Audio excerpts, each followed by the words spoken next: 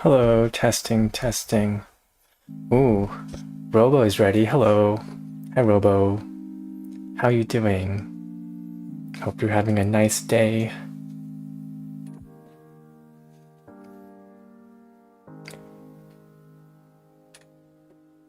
There we go. That took a while to load. Hi, good morning, or afternoon, evening, wherever you are. Robo says, I'm good. Hey, good to hear. I'm glad you're doing good. Yeah, we're doing more Leetcode problems today.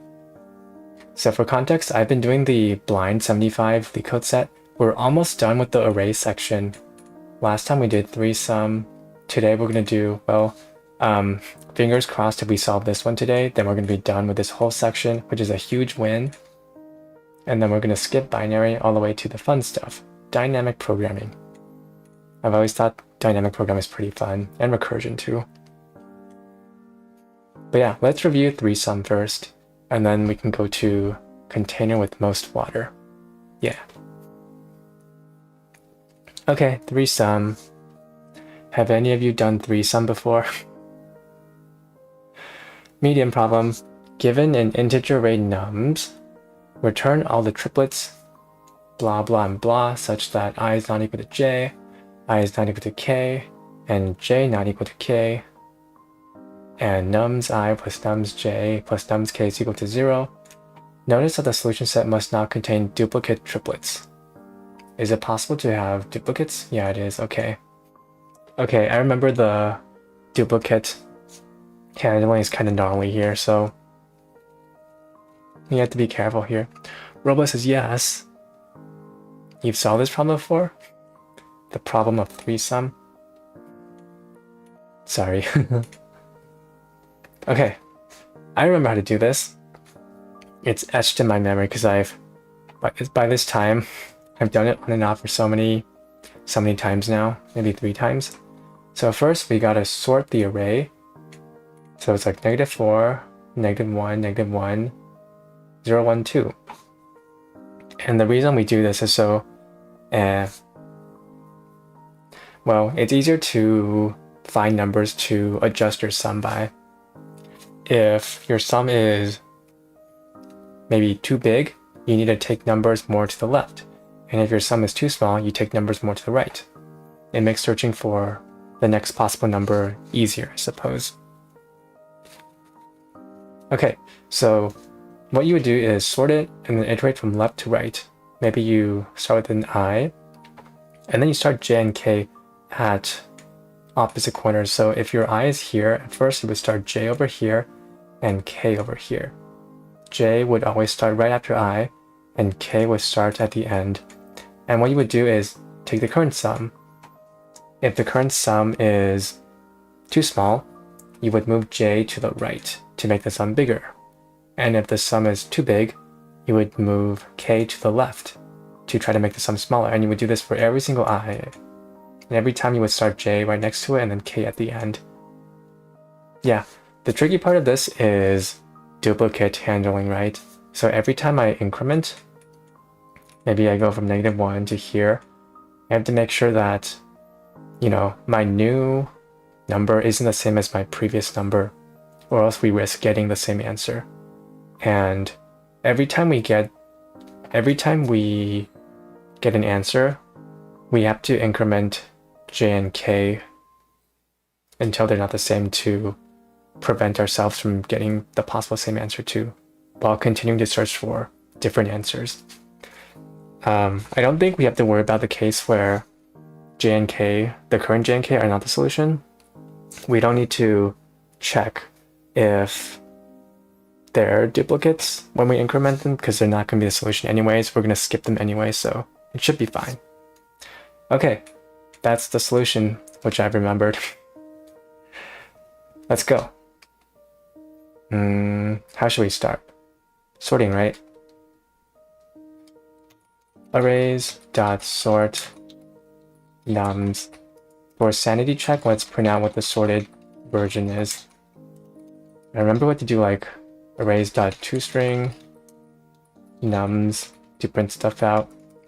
and then we return a bogus value for now. Run this thing. Okay, so the sorted version is, yeah, that looks right. That looks right, and that looks right. Okay, well, you can only kind of tell from this, but it is right. Okay, next up, we start our I from the left, and we iterate from left to right.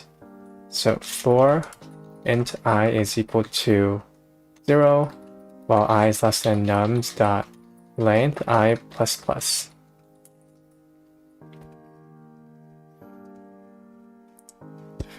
Okay, next we need to, let's not worry about duplication for now. That's more complexity. Let's start with the basic movement, I guess. Int j is equal to I plus 1. We start I. We start it right next to I, and then k is always equal to nums. Let me adjust my chair. Back support. There we go. Okay. K is equal to nums dot length minus 1. Okay, so while j is less than k, meaning they're both, you know, at reasonable positions, if they start exceeding their boundaries, like if k becomes at the left of j, then we know that we're, you know, not screwed, but we're done searching in this range.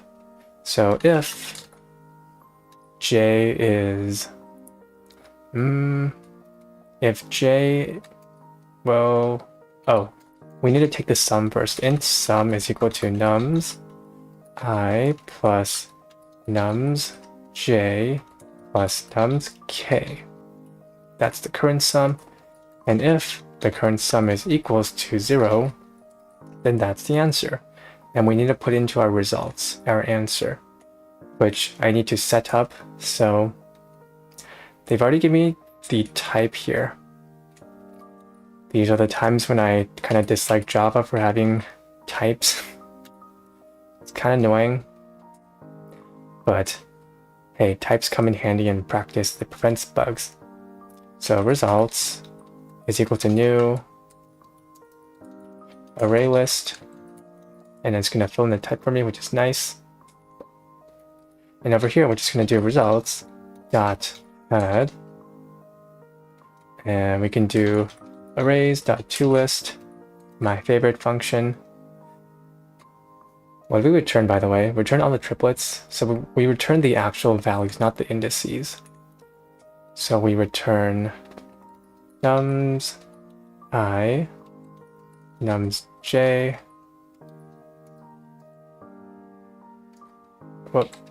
and nums k. This line is really long. Okay, results to add arrays.toList. Is this how you do it? I wrote this down somewhere. Arrays.asList. Oh, dang it, I flubbed it up. It's asList. And then you add all the elements in there as a list, and it should be good. And then else if the sum is less than 0, which means it needs to be bigger, then you move j up plus plus. And else, this is the case where sum is greater than 0, which means things need to be smaller, so you move k down minus minus to get some smaller numbers. And that should be it, right? Oh, we also need to increment it when we get an answer. So we continue searching j++, k minus minus. I think it makes sense to decrement and increment both of them at once because, I don't know, if j increments to the other one, then surely it's a different number that needs to be added to I and j to get 0, right? So k is automatically ruled out. We can, you know, continue, assuming that everything is unique from each other. We probably need to add something to, you know, handle duplicates, but this is good enough for now, yeah. And then in the end, we return results. Yay. Let's run this. I'm pretty sure we have some syntax errors or whatever error. Oh, return, oh, I have 2 return statements. What about now? Oh, hey, look. Okay, we're on the right track. Case 1 is wrong because we have duplicates. Yes, because we didn't handle duplicates for i's. For I. 2 is right. 3 is right. Very nice.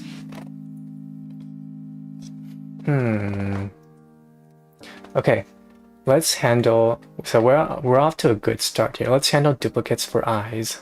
Let me delete this print statement too. It's kind of useless right now. Okay, I. So whenever we increment I, we need to do a check. So if the current I, if nums, well, we need to check if we do have a previous thing to even compare it to. So if I is greater than 0 and nums I is equal to nums I minus 1, meaning my current value is equal to the previous value, then continue. I remember there's this really tricky thing where in a for loop you can't really do I++, right?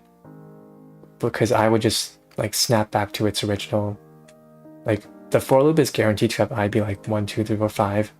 Even if you do I++ in the middle of the block, it's still gonna snap back to 1, 2, 3, 5 every time you come back to here, right? Or maybe that was TypeScript, I forgot. But anyways, continue should work in any case. If current is equal to the previous, then we continue. Let's run this. Hey, let's go. We still need to handle duplicates for j and k on success, right? Also, give me one moment.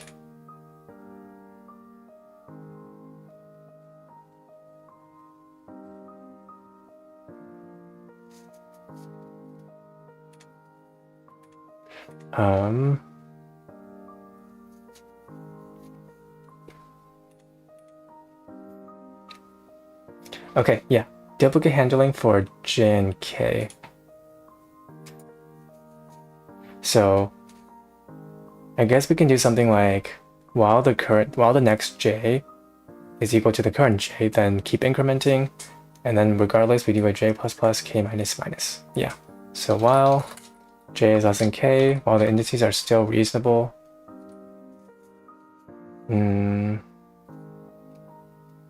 and nums j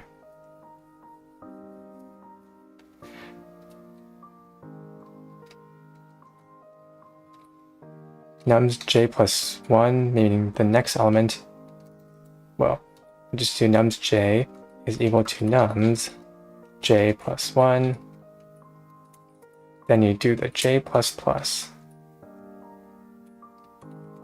And then while j is less than k, meaning the indices are reasonable, and k is equal to k minus 1, then k minus minus. Okay, let's make sure this runs. Nice, it still works. Please, work. Hey, let's go! First try, baby. Well, I did run a couple times, but first try on the submission part. Cool. We're done reviewing this problem. Next up, container with most water.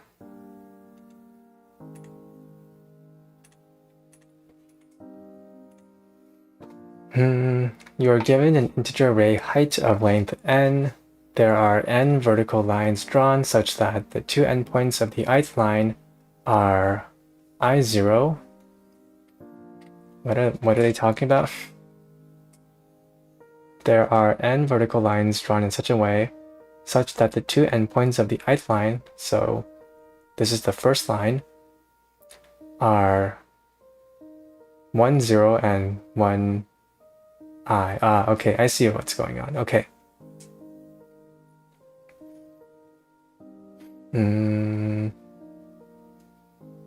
So this is the x-axis, so if we're counting from 0, 1, 2, 3, so 1, and then the array stores the height, so the array probably stores 8 at this point, so it's like, starts from here, goes up to here, that's the line. Okay. Find two lines that together with the x-axis form a container such that the container contains the most water. Return the maximum amount of water a container can store. Any container? Find two lines that together with the x-axis form a container such that the container contains the most water. Return the maximum amount of water a container can store. Notice that you may not slant the container. So the input is this, output is 49. The max area of water of blue section contained is 49. Okay. I remember this is some sort of greedy algorithm, right? But I don't really remember what. Okay, since it's greedy, and it's like 2 pointers, right? That's what I remember from this. It's greedy, 2 pointers. Maybe we start 1 pointer here and 1 pointer here. Oh, I kind of remember. Okay. So the question we should always ask ourselves is which edge, like these are edges, right? And they're bounding the water that can be stored. Which edge is currently dragging the volume down? It's this one, right? So we move this one. And then we're like, okay, our volume is now the minimum of the two lines times their distance apart. And then we continue like, okay, which edge is the one weighing us down? So we go to this one, we change this one, which is worse, but, and then we're like, okay, this edge is now dragging us down. Move to this one, which is nice.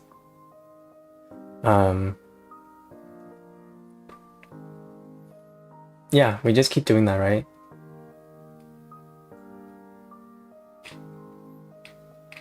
Okay. Sure. So we'll need 2 pointers, and depending on which one is the min, we keep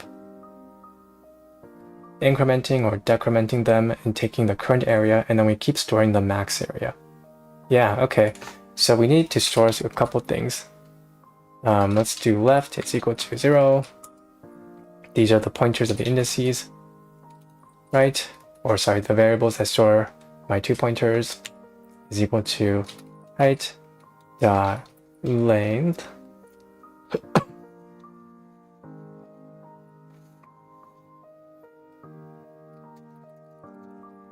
dot length minus 1. And then we need to store some other things, right? The area should always be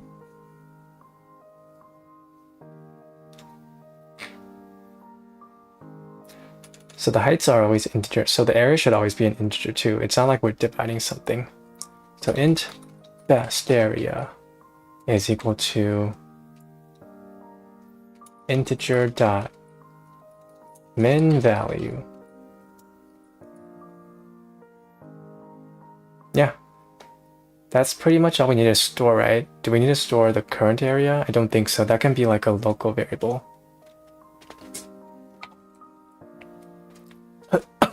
Oh, excuse me. Okay, now for the actual loop, the greedy loop. So while maybe the left is less than the right, as soon as they're the same, then we can just skip them. Okay, current area int current area is equal to, wait, how are they calculating this again? 7. So 1, 2, 3, 4, 5, 6, 7. 47 times 7 is 49. Okay. So the current area is equal to math.min of the smallest edge, height left. Maybe I should simplify this by first extracting the lower edge into a variable. So smaller edge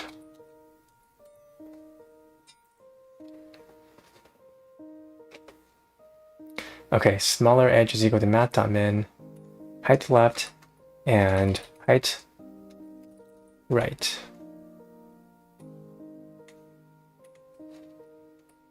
Okay, and then int current area is equal to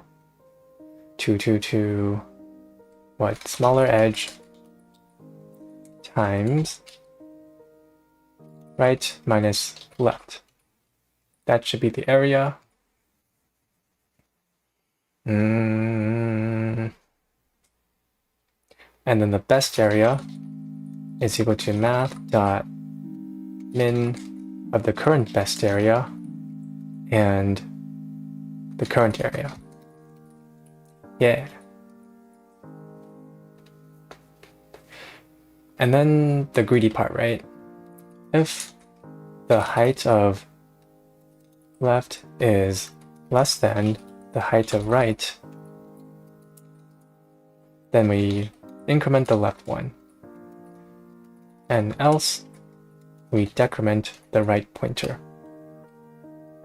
Yeah, so this is guaranteed to converge to left to this, stop condition, right? We either increment the left or we decrement the right. There's no in between. And then we return best area. Heck yes. Run this boy. No! Why? Oh. Math area should be the max. We should be taking the best area, not the min. Continue. First try. I mean, second try. Second try, baby. Wow, we got it. Let's go. I wonder what people did to speed this up. Let me look at the best solution.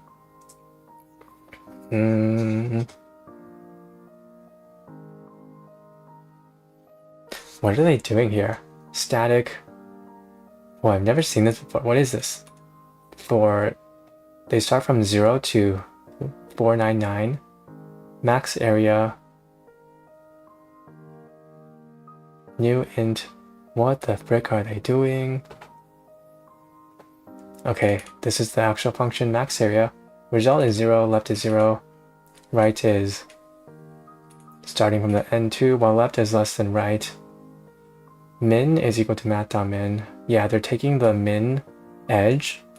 The result is equal to math.max of the result, the current best result, times min times right minus left. And then while the left is less than right, and height left is less than or equal to min left plus plus. Oh, interesting. They're doing a while loop here. So while the height of the left is less than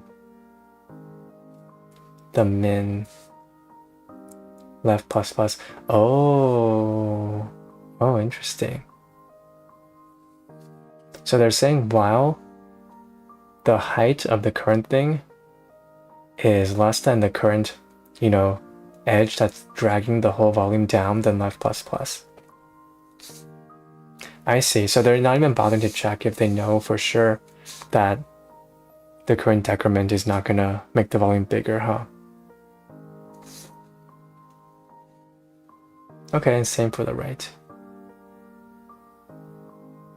I'm not sure if I fully understand this solution, because what if after one decrement to the left,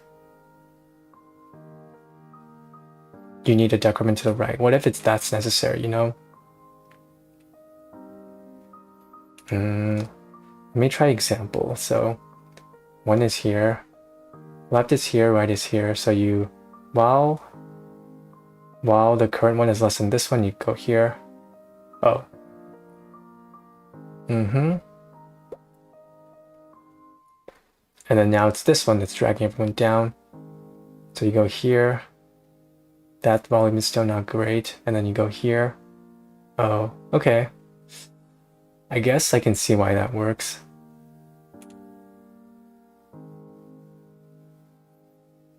What are other people doing here? Everyone's doing the wow technique, huh?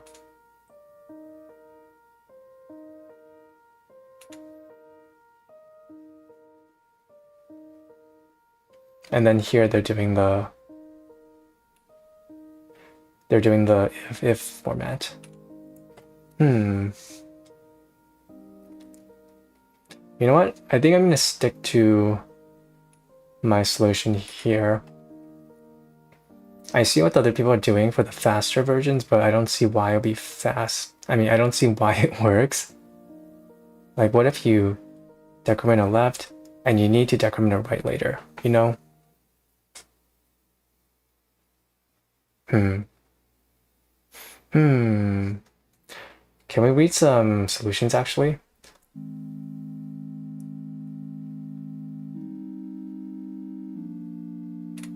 Beginner friendly.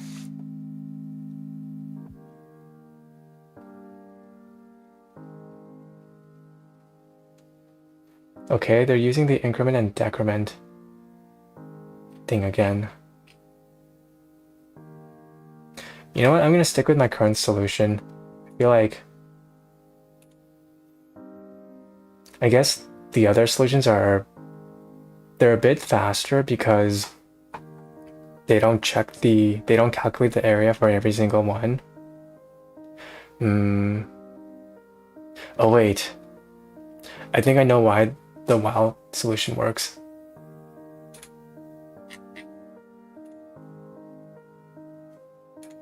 Because oh, okay. I think I understand why it works now. So you're going to increment the left pointer while the left is less than the current one, right? So we already know that this current one is less than this one, right? So if the next left is even smaller than this one, then it's guaranteed to be less than, the right height. So we already know that that's the one we have to decrement anyways. Oh. I see. I understand. Oh, so basically the while loop is basically saying while my current edge is the one that's dragging the volume down, I keep decrementing it. That's basically what it's saying, right? I see. So we can do, well, this is kind of the same as what we did for the threesome one. So while left is less than right, like while the indices are still reasonable, and the height of left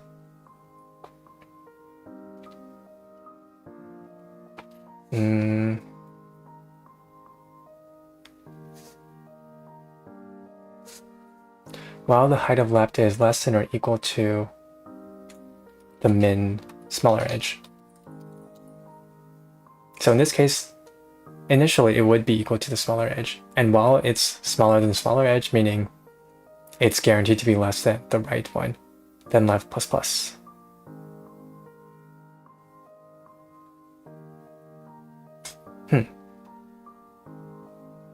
Let me take another peek at this one.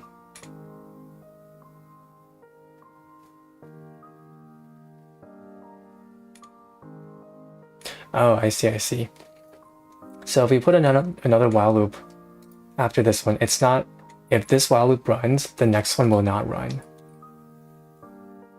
Because the right is guaranteed to be not equal to the smaller edge.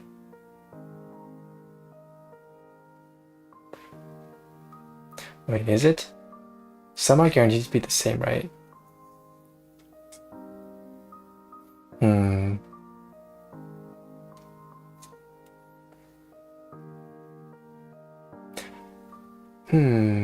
I guess it could run after.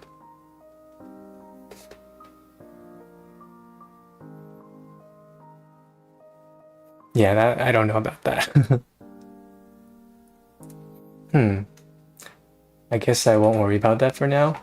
While height right is less than or equal to the smaller edge, then right minus minus. Right minus minus. And then return best area.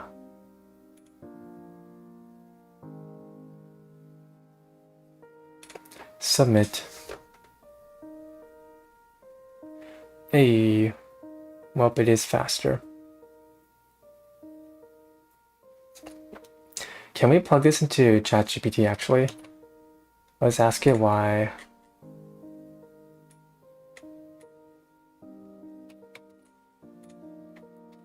I'm working on this Leetcode problem. The answer is this.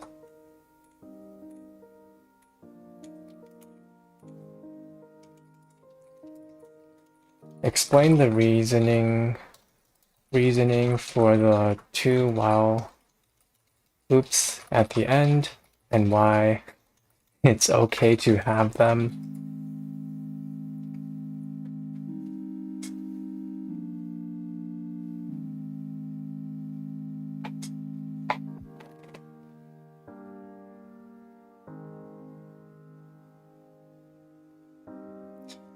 Looks like ChatGPT's reasoning, pointer movement explanation.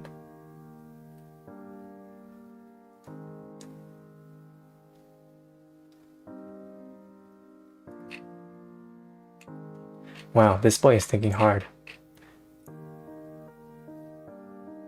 See, even ChatGPT is having trouble understanding the solution. But yeah, I won't be too mad if I don't completely understand the solution, because I will be able to come to the right solution with a similar runtime. This is both O of n time, the more optimal solution, and this solution. So I'm already pretty happy with this solution, or the previous solution, without the optimization, to be honest.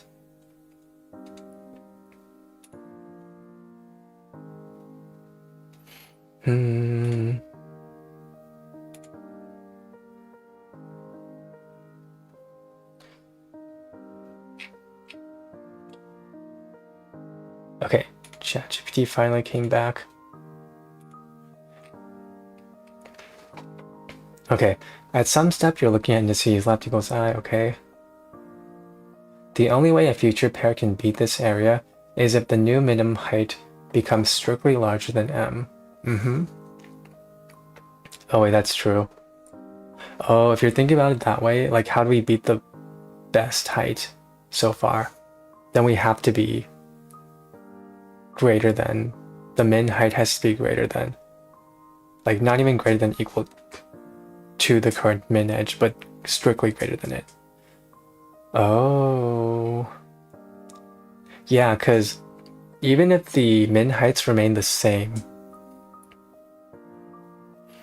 the width of the rectangle is getting smaller too, so we're already losing on that. I see. So that's why this works. We're trying to beat out. We're not thinking about this like we're trying to beat out the previous min edge, I guess. We're thinking about this like we're trying to beat the previous best area.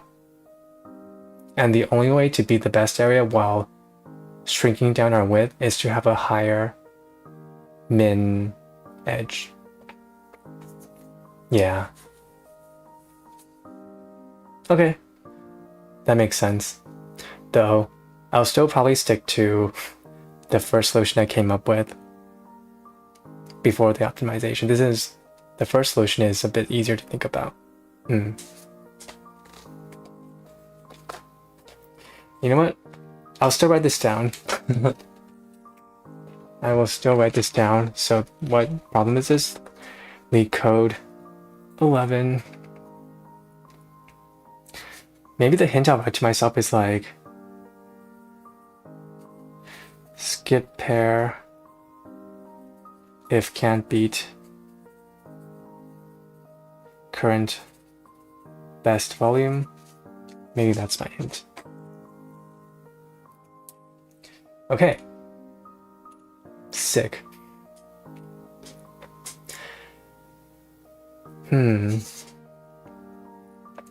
Okay, I think that's all the problems I'll be doing today. Is there still anyone in chat? Hello.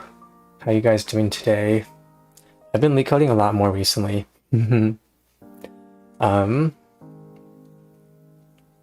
Let's see. Yeah, so the startup I've been working at, things are getting kind of interesting.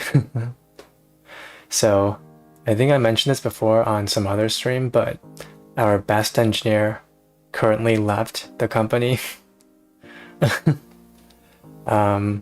People have been slowly leaving the company. When I joined the startup, there were 7 engineers. Now there's only 3 engineers, including me.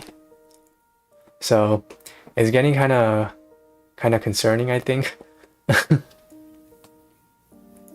And the last engineer that left was like the really good one. He was the best engineer of all. At first I wasn't really too concerned of him leaving because, you know, we've had people leave in the past before, but everyone else seems pretty worried that he left, like concerned. So I'm starting to realize that I should be concerned too. Yeah, my boss especially seemed kind of bummed out. He did say he was kind of bummed out. Yeah, again, at first I didn't think it was like a super big deal, but then during stand-up our boss started trying to reassure us that, hey, we'll be okay, we'll be fine. And the fact that he has to reassure us that we'll be fine makes me think that, oh, maybe I should start worrying that we should be fine, that we aren't fine. But yeah, it's only 3 engineers left, including me, and this week is the guy's last week, and he's been sort of handing off his last project to me. He's been pair programming with me, so yeah. I wonder if this is a good idea too, because this last project is like a really big project. They're giving it to the best engineer on the team, to the most junior engineer on the team, which is me. So it's like, are you sure this is a good idea? Shouldn't you give it to someone who's more experienced? But he's been pair programming with me. Things have been going okay so far, knock on wood, knock on wood. Hopefully it will continue to be that way. Cursor has been very nice to us recently, at least so far. The project is basically migrate the entire, like most of our databases to a new simplified format. And if we screw this up, then the entire service won't work. Like we still save the old databases for backup. The entire service will still be hooked up to the old databases, but yeah, if we don't finish the project while he's still here, or if I don't finish it while he's still here, and I have to finish it up later, I might be in trouble. Well, at least there's one other person, the boss, who has context on this, and the boss is good at coding, so I might have a backup, have help in that regard.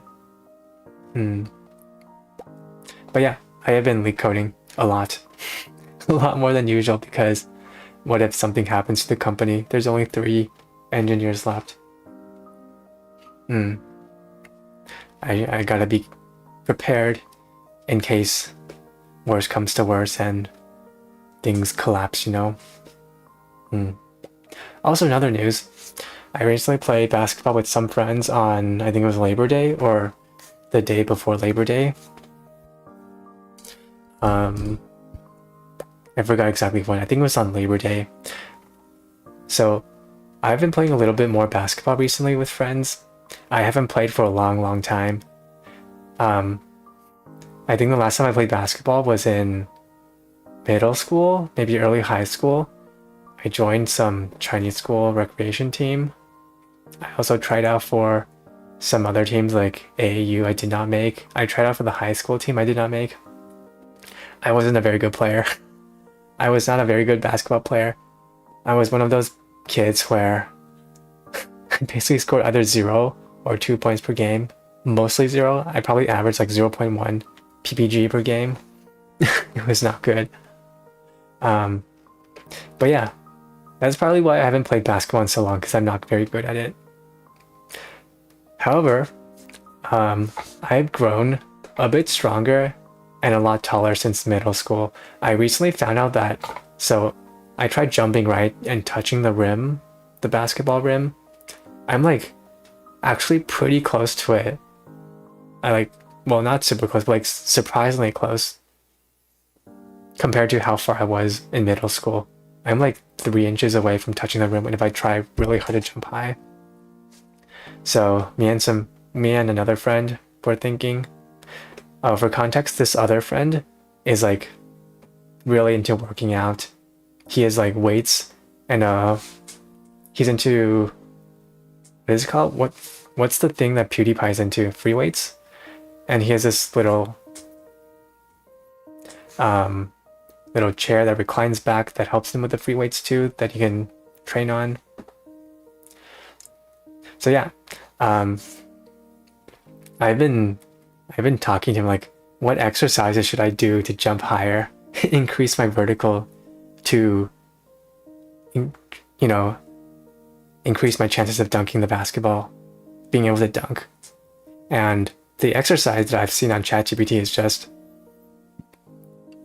jump squats. You squat down, make sure your thighs is about parallel to the floor. Your knee should be like behind or right above your toes, and then you jump as high as you can, and then return back to the same position, thighs parallel to the floor, Supposedly, I should be doing like 3 reps of 10 per day. I've been trying it, and my thighs burn like hell. So tiring. But hey, that's good, right? That means I have room for improvement if it hurts so much. It's like running or jogging. It's gonna hurt a lot at first, but you're gonna get better and the pain is gonna go away. I think that's how it works. Hopefully my form is just not completely wrong, and that's why it hurts. Hopefully it's because I have lots to gain from it.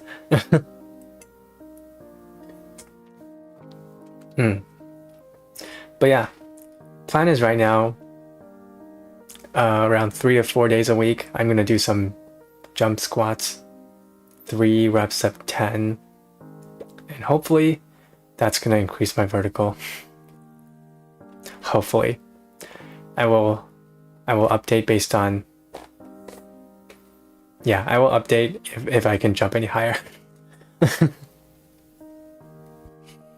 But yeah, that's what's been going on with me recently.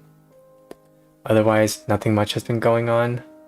Oh, I do have a fun video that's coming out either this Wednesday, well, most likely next Wednesday. I'm trying reaction content. Hopefully not the bad reaction content though. I will add insightful commentary, hopefully, to the reaction content. I'm reacting to bad programming in movies. I tried filming one episode, and it turned out to be pretty fun, so I might do more in the future. What's been going on? Oh, also, do you guys remember Silo? Silo's the guy in one of the Who Can Compete to Make the Dumbest Tap competitions. He's been vertical streaming on Shorts on Basic Python. I saw him lecture on Basic Python and like, what do you call those? Conditionals and or gates. And that was pretty interesting. It's getting a bit of traction too, which is nice.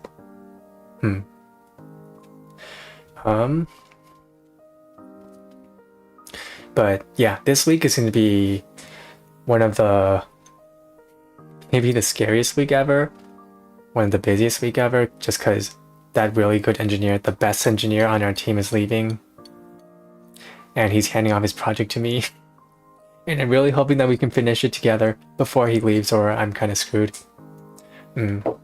Oh, that reminds me, there's this short that I wanted to show on stream. That's kind of related to my situation right now.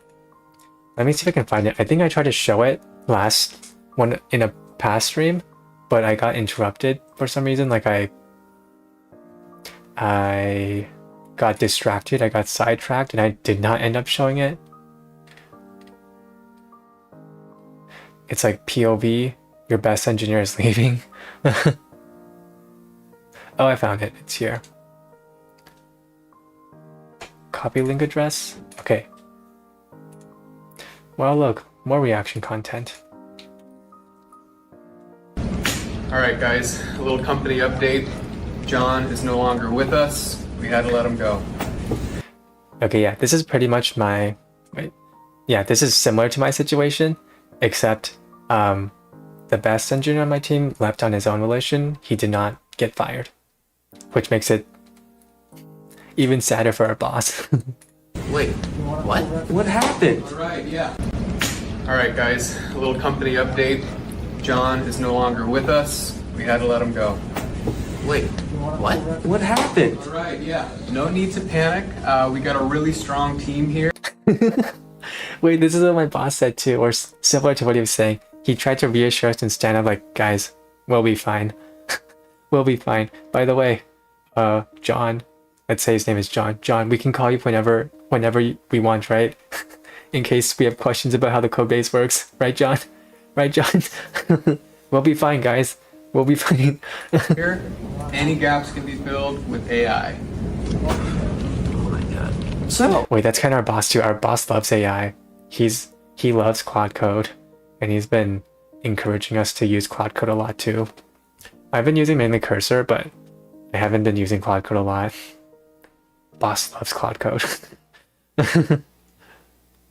He's trying to get, I think recently Cloud Code, well, someone released a documentation on how the prompts of Cloud Code works. I think they pieced it together based on network traffic, and our boss was frothing at the mouth when that article was released. He was so excited. He's like, our service should do this too. apparently we fired the most important engineer on the team. Rumor has it they caught him moonlighting for 3 separate companies. The only problem is the entire code base basically runs through John. So I'm updating my LinkedIn as we speak. Yeah, no comment. But yeah, the engineer that's leaving right now, I'm pretty sure he's the only person who understands both the front end and back end code. Like, we have people here who understand, like, who's really strong with back end or who's really strong with front end, but not who's really strong with both. I kind of dabble in both, but I'm not strong in either. So yeah. Speak. Hey, does anyone know what the don't change this environment variable is about? Oh, that was Jones. Oh. Well, what about this one that says magic thingy? Yeah, also Jones. So the company has been a complete show since John was fired. Credit where it's due. John didn't just code well. The even more impressive thing is how he managed to build an entire infrastructure that truly doesn't work without him and is way too confusing to ever try and learn. Okay, that's not good coding. If you're naming environment variables like magic thingy or don't delete, and your code base is too confusing to read, then that's not good code. I guess it might look impressive because it's like, what is he doing? He must be doing something really complicated. But if other people can't maintain it, it's not good code. The engineer that's leaving is good at writing code. Like, his code is pretty dang good. And he often encourages me to write maintainable and readable code too. So that's kind of different from him, I guess. Can anyone explain to me why our entire system feels like a house of cards? The payment gateway just crashed again. Who's working on this? I mean, we're looking into it, but I can't make sense of it. It's all John's old code. Yeah, man, none of us know OCaml like that. So I'm beginning to think that Okay. letting John go was a mistake.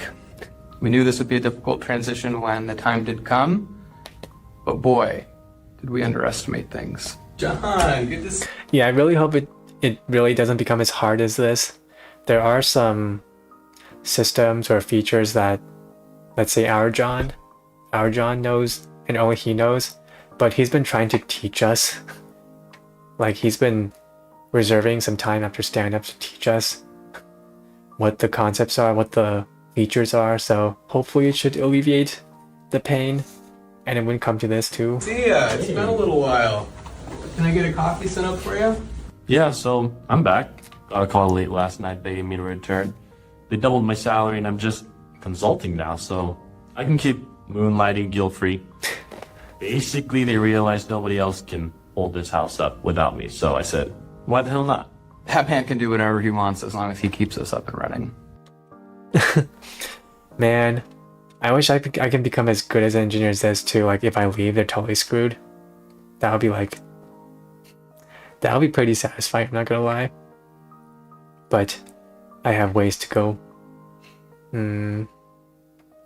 What is this video? Cyberpunk code hacker glitch high-tech background video. It's just a screensaver. But yeah, I have no idea if we're screwed or not. I have overheard some engineers talking today. They sound really concerned, and they're the more senior engineers. Boss sounds kind of concerned too. So, yeah.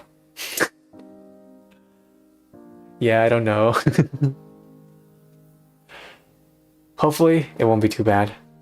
But I am preparing. Preparing in case things start collapsing. And he doesn't come back. Alright. That is... I think I'm going to stop the stream for now. That's it for me for today. Thanks everyone for coming. Thanks Robo. Yeah. Bye guys. See you sometime this week. Bye.